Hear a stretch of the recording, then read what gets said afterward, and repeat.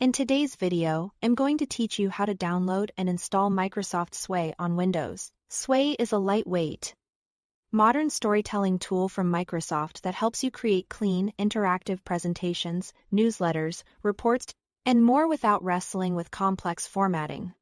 By the end of this walkthrough, you'll have Sway installed and ready to launch, so you can start creating right away. First, open the Microsoft Store on your Windows computer.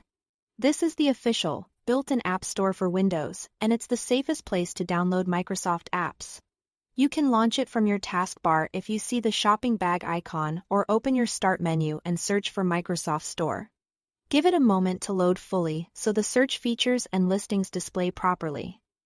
At the top of the Microsoft Store, locate the search bar.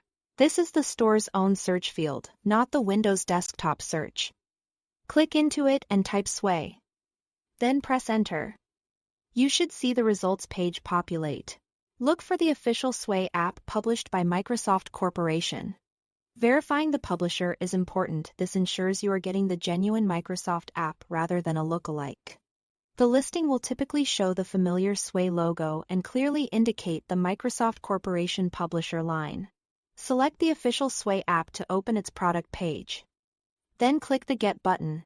The button may change to show that it's starting the download, and you'll see an on-screen progress indicator. The download size is usually modest, but the time it takes can vary depending on your internet connection and current store activity. Keep the Microsoft Store window open while it downloads and installs, so you can easily monitor the progress bar. If you momentarily step away, don't worry, the store will continue working in the background and update the status automatically once the installation is complete. The button on the app page will change to Open. Click Open to launch Sway right away.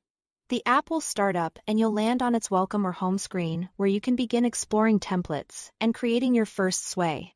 After this first launch, you can also open Sway from your Start menu by searching for Sway anytime you need it. That's it. Thanks for watching.